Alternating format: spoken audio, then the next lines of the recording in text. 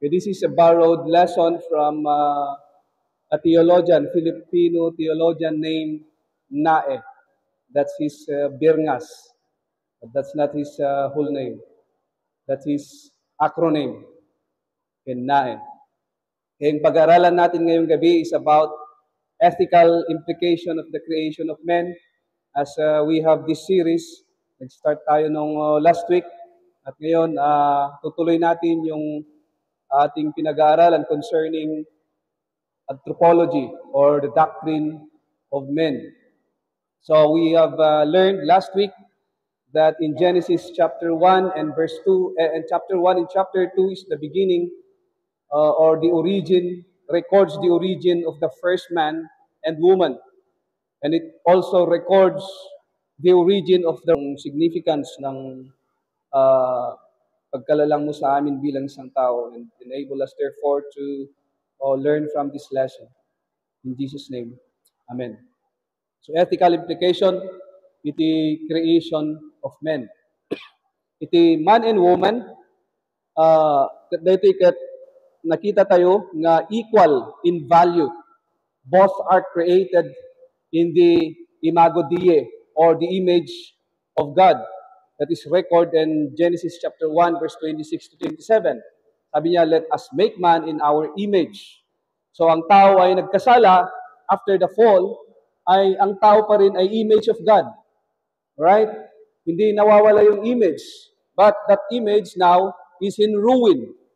Okay? Nasa ruin na siya because nagkasala siya. But still, the image of God is there. Right? And then, ito'y dinisign ng Panginoon na ang man and woman are equal in value. Right? Walang mas valuable sa kanilang dalawa. They are equal. Okay? Ito'y dinisign din to complement each other. Not one is superior. Okay? Hindi dahil lalaki ka o kaya babae siya, kasi mas may trabaho siya, mas superior siya. Hindi ganon ang pagkalalang ng Diyos sa babae at saka sa lalaki. They are equal. Okay? To complement each other, not to become superior to the other. Okay? Or palaging nangyayari sa mga lalaki, sila yung superior. Sila yung boss doon sa tahanan. Ay hindi ganyan ang pagkagawa ng Diyos sa tao. Genesis chapter 2 verse 18, at nilalang ng Diyos ang babae, sabi niya, it is not good.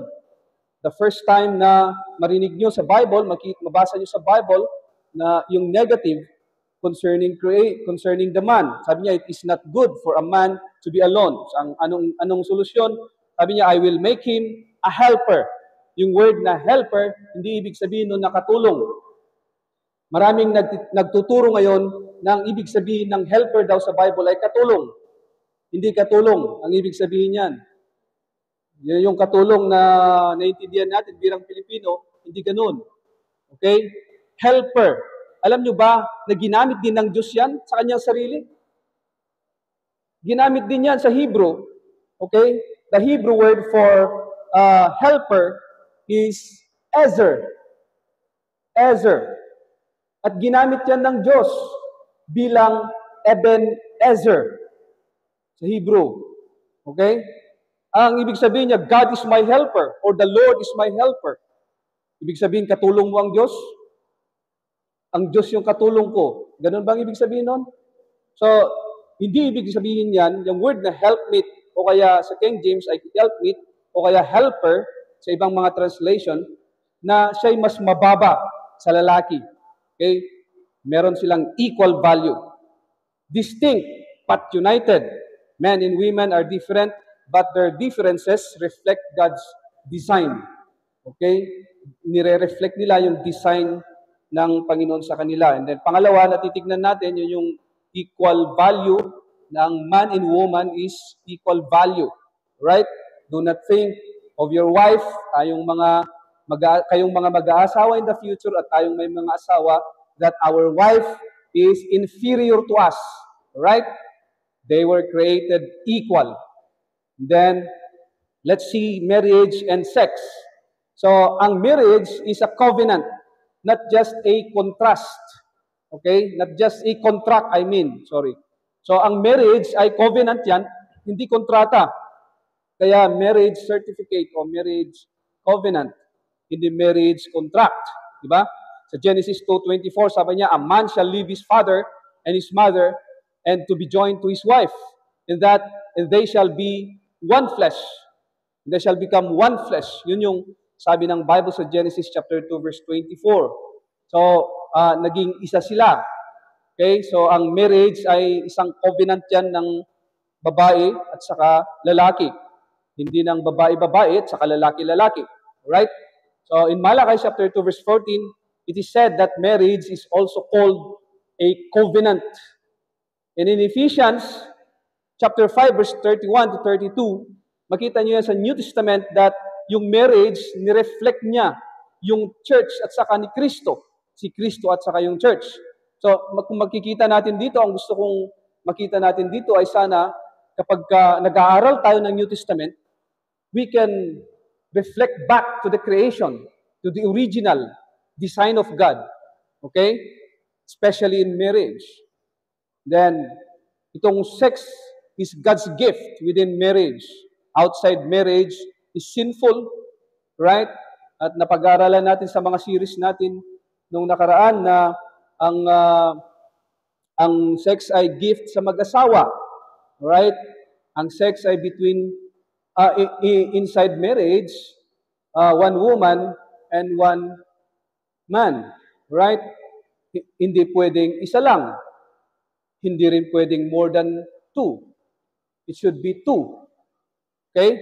Hindi less than two, hindi more than two. Okay? Intindihan mga kapatid? Because there is what they called, called solo sexuality, which is sinful.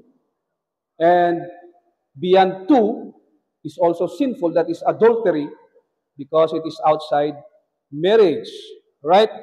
So that this gift will only be honorable inside marriage according to Hebrews chapter 13 verse 4. You see, pati yung New Testament account ay they're going back to the original design of God sa pagkalalang ng tao. And then, even in marriage. And in Proverbs chapter 5 verse 18 to 19, sabi niya mayroong katuwaan, mayroong rejoicing and intimacy with our spouses. Kaya tayong may mga asawa na. So, and then not only that, family is God's design in the beginning for raising children. Yung mga nagbabalak mag-asawa ay upang magkaroon kayo ng mga anak. Okay? And then 1 Timothy chapter 5 verse 14 encourages us that marriage should be for procreation or bearing children. Okay? Panganganak. Dapat aganak. Saan nga mabalin nga agasawa, ure ba ang pelang aganak. Okay? So, to design, iti pa nagpamilya, nagkaroon ti anak. Right? Of course, dati question dita, kasano nga nagijay kwan, that is another topic. This is another topic. Ngayon, dito creation iti tao, one man, one woman, ket ma-enjoy da iti marriage, alright? Ma-enjoy da iti relationship da inside marriage, and then outside marriage, sex is sinful, below two is sinful, more than two is also sinful. Remember that. Right? And then number 3, man's responsibility over the earth. Ano ang responsibility naman ng tao sa earth? Okay? God gave human dominion bilang isang ruler. Ang tao, sabi niya, be fruitful and multiply and replenish. Yun sa nakasulat sa King James. But sa iba ay to subdue it. To have dominion and to subdue it. Okay? Yung word na subdue ay ibig sabihin yan yung rule and rule it. Be fruitful and multiply and fill the earth and subdue it. Sabi ng Genesis 1:28 and Genesis 2:15, sabi niya, the Lord God took the man and put him in the garden to work it and take care of it. Okay, to dress and keep it, sabi ng KJV, di ba? Sa isang translation, sabi niya, to work it and to take care of it. Okay, pangalagaan mo yung garden. Ibig sabihin talagang nilalang ang tao na worker before the fall, after the fall. Before the fall, he is still a worker, human worker. Okay? God's worker without sin. After the fall, sinful worker na siya. Okay? Naging sinful worker na yung tao. Pero nag-remain pa rin yung kanyang mandate ng Panginoon to take care, to subdue the earth and to take care of it. Right? Ang work ay very meaningful for men. It is even written in Psalms chapter 104, verse 23. Sabi niya, man goes out to his work and to his labor until evening. So binigay ang sa tao yung mandato na mag-work talaga even before the fall. Ang sabi nila, kaya daw nagtatrabaho ang tao dahil nagkasala. Hindi totoo yan. Kahit nung hindi pa siya nagkasala, inutusan siya ng Diyos na magtrabaho. Na hindi siya dapat maging tatamad-tamad. Diba? Even before the fall, ay meron na yung mandato na yan. Okay? So yun yung responsibilidad ng tao over the earth. Then pang-apat at huli, last, New Testament teaching about creation. Kung si Kristo, ang kanyang basis ay Old Testament, and then He went back to the creation, right? Pwede rin natin gawin yun ngayon. Kagaya na lang ng teaching ni Jesus Christ about divorce. Diba? Narinig niyo yung teaching niya about divorce sa Matthew chapter 19? Sabi niya, what God has joined together, He quote Genesis chapter 2. Okay? Or chapter 1, I mean, the beginning. Sabi niya, what God has joined together, let no one separate. Kinote niya yan. And then, ang nangyari dyan ay umalma yung mga Parisi. Sabi niya, bakit kinuman ni Moses na may divorce? Sabi niya, anong sagot ni Kristo? Dahil matigas ang ulo nyo, sabi niya. So nagkaroon lang ng divorce because of sin. But in the beginning, ang design ay walang divorce. Diba? Pero inalaw ng Diyos ang divorce because of sin. Naging makasalanan ng tao. Delikado kasi. Diba? Halimbawa, binubugbog na yung isa. Papatayin na siya. Hindi pa ba niya i-divorce yun? Hindi pa ba niya iiwanan yun? O kaya, kung ayaw mo ng divorce, pwede mong iwanan, di ba? That's the reason why God gave, Moses gave the commandment of divorce dahil sa kasalanan. But in the beginning, it was not so. Sabi ni Jesus Christ, walang divorce. So preaching is also, should be, our preaching and teaching in the church ay ganun din, naka-base din sila sa foundation ng creation. So creation proves that God is true. Creation proves the true God, I mean. Even Paul, sa kanyang preaching, okay, when he preaches, nung siya'y nag-evangelize, anong ginamit niya? Creation. Di ba? Acts chapter 17, nakita niya, I will declare to you this God, the unknown God, sabi niya. Paul says, God made the worlds and all nations. Sinabi niya yan sa Acts 17, verse 24 to 26. So, nag-preach siya sa creation, even evangelism. Okay, pwedeng gamitin natin yung creation para sa preaching and teaching. Right? And church rules also reflect creation order sa church rule. 1 Corinthians 11:3, the head of every man is Christ. The head of the woman is the man. And the head of Christ is God. So it also reflects the creation order, even in the church. Nasa church, ang naglilid talaga ay mga lalaki, yung nagpipreach. Walang pastora, diba? Ang meron, pastor. Right? Ganun din sa bahay, ang head ay lalaki. But that doesn't mean na siya ay superior. Right? They're still equal with the woman. Pero siya yung head, ang kanyang responsibility ay pagiging head. Ang pagiging head ay hindi pagiging superior. Yan ay isang trabaho. Yan ay isang responsibilidad ng isang lalaki na inatang sa kanya. Ganon din yung submission Hindi ibig sabihin yan na ikaw ay maliit na sapagkat you are submitting to your husband. No. That is your responsibility. That is your job na binigay ng Panginoon sa iyo bilang isang asawang babae. Then, meron din nasabi si Paul sa 1 Timothy chapter 2 verse 13 na si Adan ay unang naporma than Eve. So, sinundan yung order ng creation. Kaya ang pattern talaga ay yung Genesis, the origin. I mean, Genesis. Kaya tinawag yan na, yan yung foundation ng lahat. It's a Genesis. And then, it respects others. It respects others. The order of creation or the New Testament teaching about creation makes us to respect others. All are made in God's image. Unbeliever and believers. Believers and unbelievers. Sila ay ginawa ng Diyos. Basta tao yan, sila ay wangis ng Diyos. And we must respect the wangis of God. Diba? Yung image of God. In all, sa lahat ng mga tao. So, James chapter 3 verse 9, sabi niya, with the tongue, we praise our Lord. And with it, we curse human beings. Sabi niya, anong ibig mong sabihin? Sabi ni James di ba? Pwede ba na yung isang bukal ay lumalabas doon, salty water, at saka sweet water din? Pero bakit kina-curse mo yung tao, binibless mo din siya? Ay, binibless mo ang Diyos, pero kina-curse mo yung tao. What do you mean? Sabi ni James. Anong ibig mong sabihin? You're still cursing God if you're cursing others.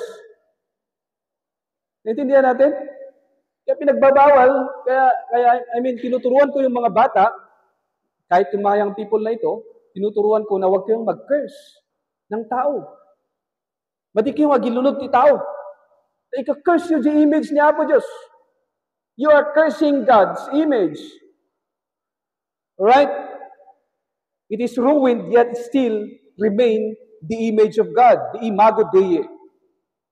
Even in worship, all creation owes God worship. Believers and unbelievers.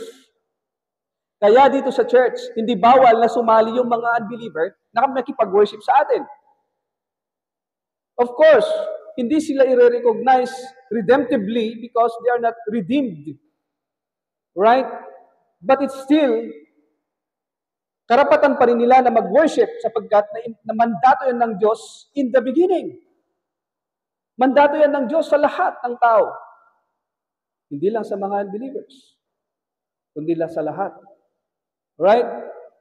Revelation chapter 4 verse 11, you are worthy, O Lord and God, you who created all things. Sabi niya, those who are created, especially human, should worship God in truth, in spirit.